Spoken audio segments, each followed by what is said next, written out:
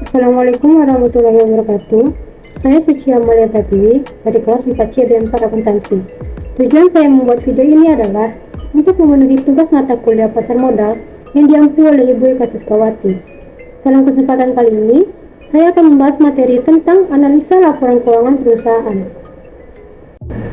Materi yang pertama yaitu mengenai analisis rasio keuangan. Analisis rasio memungkinkan manajer keuangan memperkirakan reaksi kreditor atau pemodal investor terhadap keadaan perusahaan dan dengan demikian dapat mencari cara-cara yang tepat untuk mendapatkan dana.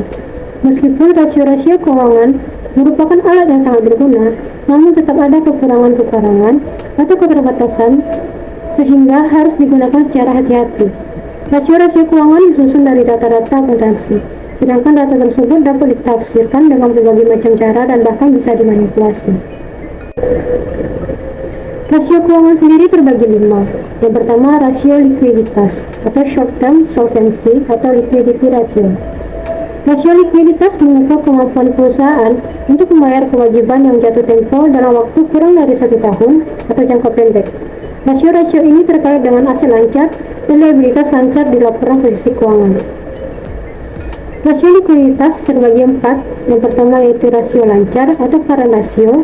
Yang kedua ada rasio cepat atau quick ratio. Yang ketiga ada rasio kas atau cash ratio. Yang keempat ada rasio perputaran kas atau cash turnover. Lalu selanjutnya ada rasio aktivitas atau activity ratio. Rasio aktivitas mengukur sejauh mana efektivitas perusahaan dalam menggunakan sumber dayanya. Yang termasuk dari rasio ini adalah yang pertama, perputaran persediaan atau inventory turnover, perputaran piutang, receivable turnover, perputaran aset tetap, fixed assets turnover, dan perputaran total assets turnover. Lalu selanjutnya ada rasio profitabilitas atau profitability ratio. Rasio profitabilitas mengukur efektivitas dan efisiensi perusahaan secara keseluruhan, dengan kata lain, mengukur kemampuan perusahaan untuk memperoleh laba. Rasio profitabilitas didasarkan pada nilai buku yang ada pada laporan posisi keuangan perusahaan sehingga tidak dapat secara langsung dibandingkan dengan imbal hasil untuk aset yang diperdagangkan secara utuh. Fokus dari rasio profitabilitas adalah pada bottom line, laba bersih perusahaan. Yang termasuk ke rasio profitabilitas adalah yang pertama margin laba atau profit margin, lalu ada return on asset atau ROA, lalu ada return on equity atau ROE. Lalu selanjutnya ada rasio solvabilitas atau solvency ratio. Rasio solvabilitas mengukur kemampuan perusahaan dalam memenuhi seluruh liabilitasnya baik jangka pendek maupun jangka panjang.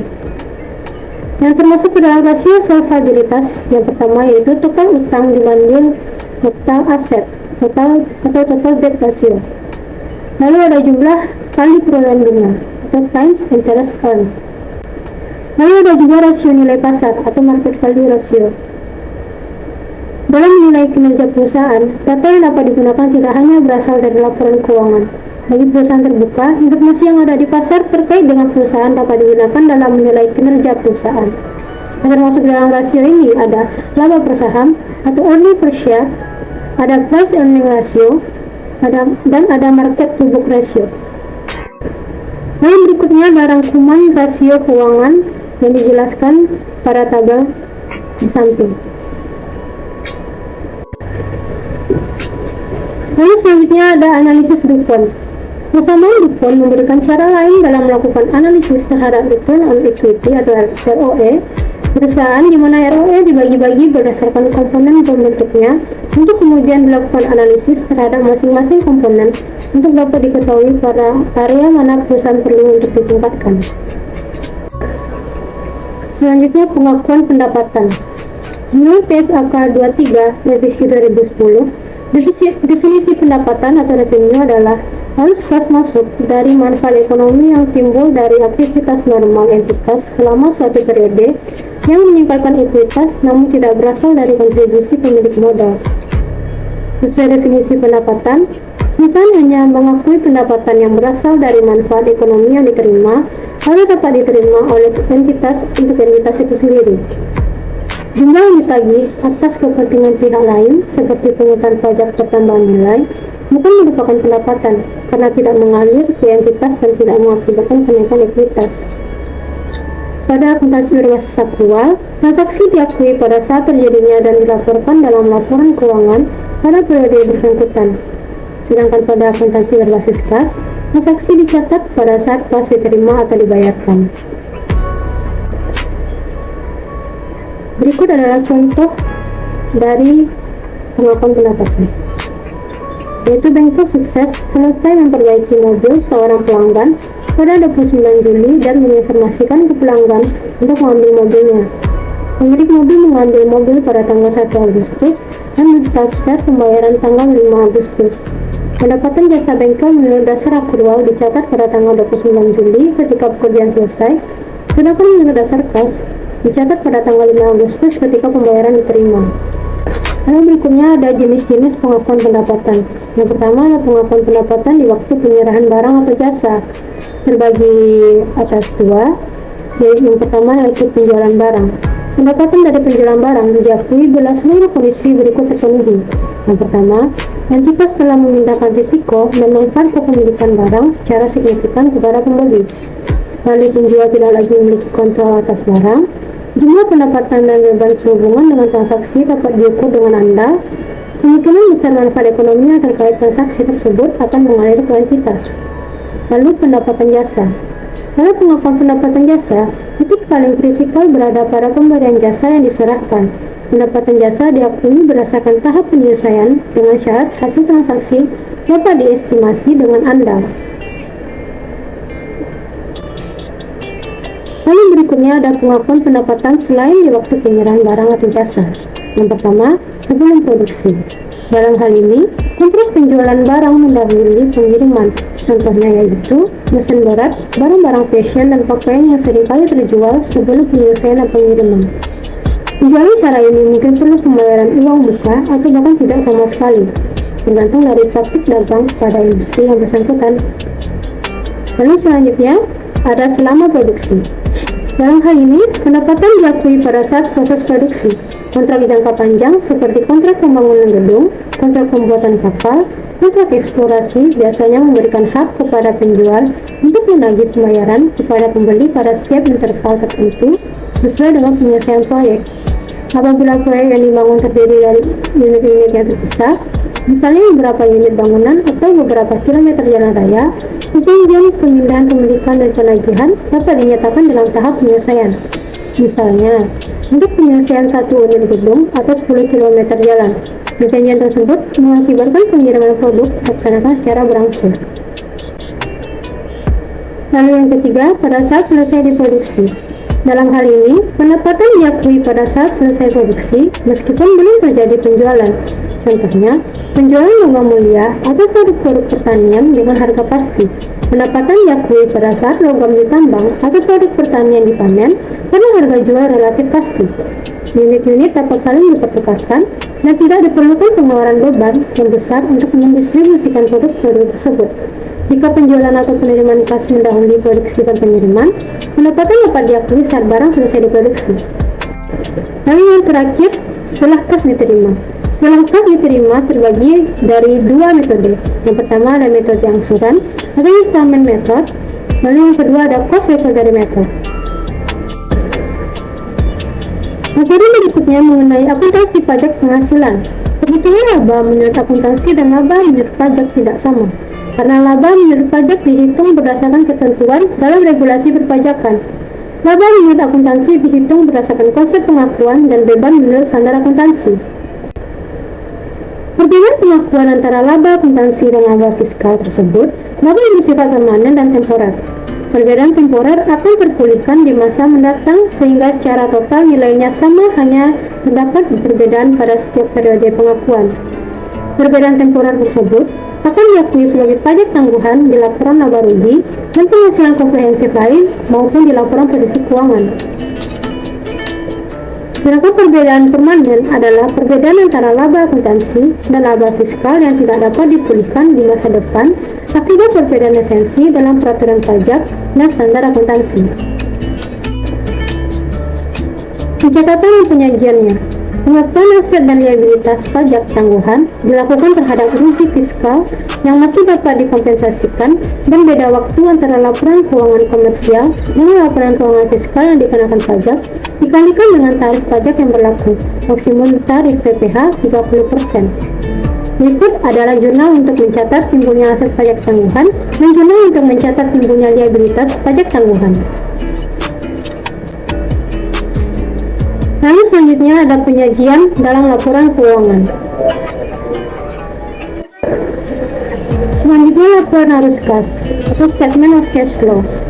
Laporan arus kas adalah laporan keuangan yang menyajikan informasi arus kas masuk atau penerimaan atau collections dan arus kas keluar atau cash outlays selama periode tertentu. Membaca laporan keuangan dapat mengetahui bagaimana entitas menghasilkan dan menggunakan kas dan setara kas. Menurut SAK 2 Revisi 2009, laporan arus kas diklasifikasikan menjadi 3 aktivitas, yaitu operasi, investasi, dan pendanaan, serta disajikan dengan urutan berikut. Yang pertama, arus kas dari aktivitas operasi. Terdiri atas arus kas masuk dari pelanggan atau penjualan barang dan jasa secara tunai maupun pelunasan penjualan kredit. Kedua, arus kas keluar untuk pembayaran pemasok sehubungan dengan pembelian bahan baku dan lainnya. Lalu ada arus kas keluar untuk pembayaran beban operasi, arus kas keluar untuk pembayaran bunga pinjaman, arus kas keluar untuk pembayaran pajak, arus kas masuk dari usaha lainnya, arus kas keluar untuk pembayaran beban lainnya. Berikut ini merupakan contoh laporan arus kas dari aktivitas operasi.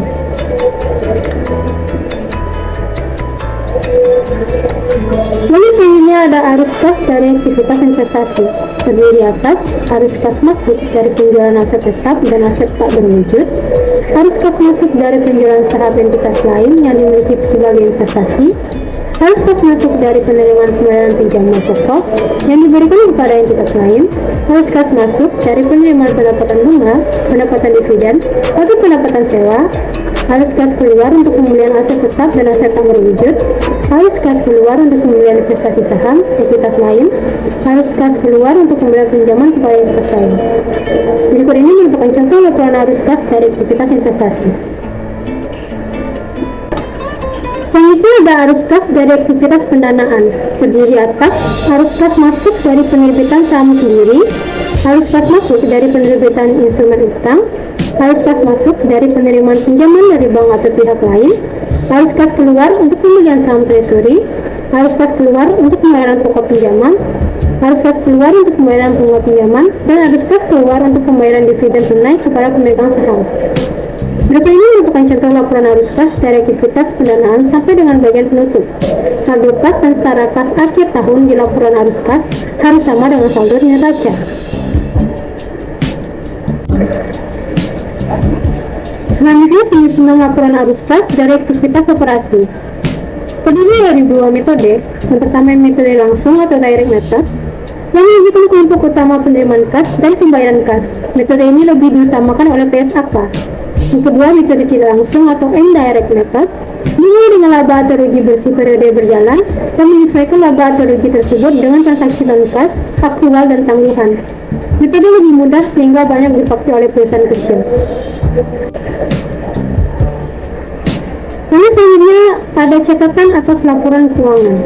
Catatan atas laporan keuangan atau CALK atau Notes to the Financial Statements adalah catatan-catatan yang berisi penjelasan yang lebih detail yang merupakan bagian yang tidak terpisahkan dari laporan keuangan dan yang diperlukan untuk memahami laporan keuangan agar informasinya dapat diandalkan. Selanjutnya ada 5 pilar standar akuntansi yang berlaku di Indonesia adalah sebagai berikut. Yang pertama, standar akuntansi keuangan untuk entitas yang memiliki akuntabilitas publik atau PSAK besar. Yang kedua, ada standar akuntansi keuangan untuk entitas tanpa akuntabilitas publik untuk entitas yang tidak memiliki akuntabilitas publik signifikan sehingga lebih mudah dan sederhana. Yang ketiga, standar akuntansi syariah untuk entitas yang memiliki transaksi syariah dan entitas berbasis syariah. Yang keempat, standar akuntansi pemerintahan untuk menyusun laporan keuangan instansi pemerintahan, baik pusat maupun daerah. Dan yang kelima, standar akuntansi keuangan entitas mikro, kecil, dan menengah, (EMKM). Selanjutnya, asumsi dan unsur-unsur laporan keuangan terbagi 5. Yang pertama yaitu aset. Manfaat ekonomi masa depan aset adalah potensi aset tersebut untuk memberikan kontribusi, baik langsung maupun tidak langsung, pada arus kas dan setara kas kepada entitas. Potensi tersebut dapat berbentuk sesuatu yang produktif dan merupakan bagian dari aktivitas operasional entitas. Mungkin pula berbentuk sesuatu yang dapat dikonversikan menjadi kas dan setara kas, atau berbentuk kemampuan untuk mengurangi pengeluaran kas, seperti penurunan beban produksi akibat penggunaan proses alternatif produksi. Yang kedua, liabilitas. Karakteristik esensial liabilitas adalah entitas memiliki kewajiban tinggi. Kewajiban adalah suatu tugas atau tanggung jawab untuk bertindak dan melakukan sesuatu dengan cara tertentu. Kewajiban dapat dipaksakan secara hukum sebagai konsekuensi dari kontrak yang mengikat atau persyaratan perundang-undangan. Yang ketiga ada ekuitas. Ekuitas merupakan hak residual atas aset entitas setelah dikurangi dengan seluruh liabilitas. Jumlah ekuitas yang ditampilkan di dalam laporan posisi keuangan atau neraca bergantung pada pengukuran aset dan liabilitas. Selanjutnya ada penghasilan. Kenaikan manfaat ekonomi selama suatu periode akuntansi dalam bentuk pemasukan atau peningkatan aset atau penurunan liabilitas yang mengakibatkan kenaikan pada ekuitas yang tidak berasal dari kontribusi pemegang saham. Definisi penghasilan meliputi penghasilan dan keuntungan. Penghasilan yang timbul dalam pelaksanaan aktivitas entitas dan dikenal dengan sebutan yang berbeda seperti penjualan, penghasilan jasa, bunga, dividen, royalti, dan sewa. Lalu yang terakhir ada beban. Penilaian manfaat ekonomi selama suatu periode akuntansi dalam bentuk pengeluaran dan berkurangnya aset atau terjadinya liabilitas yang mengakibatkan penurunan pada ekuitas yang tidak terkait dengan distribusi kepada pemegang saham. Definisi beban mencakup kerugian maupun beban yang timbul dalam pelaksanaan aktivitas entitas yang biasa. Beban yang timbul dalam pelaksanaan aktivitas entitas yang biasa meliputi, sebagai contoh, beban pokok penjualan, gaji, dan penyusutan. Beban umumnya berbentuk arus keluar atau berkurangnya aset, seperti kas dan setara kas, persediaan, dan aset tetap. Lalu selanjutnya ada komponen laporan keuangan lengkap. PSAK 1 tahun 2014, penyajian laporan keuangan paragraf 10 menyebutkan komponen laporan keuangan lengkap sebagai berikut. Yang pertama, laporan posisi keuangan atau neraca pada akhir periode. Yang kedua, laporan laba rugi dan penghasilan komprehensif lain selama periode. Yang ketiga, laporan perubahan ekuitas selama periode. Yang keempat, laporan arus kas selama periode. Yang kelima, catatan atas laporan keuangan yang berisi besar kebijakan akuntansi yang signifikan dan informasi penjelasan lain. Yang keenam adalah laporan posisi keuangan pada awal periode sebelumnya ketika entitas menerapkan suatu kebijakan akuntansi secara retrospektif atau membuat penyajian kembali akun-akun laporan keuangan atau ketika entitas mereklasifikasi akun-akun laporan keuangannya. Lalu berikutnya ada struktur laporan posisi keuangan secara umum.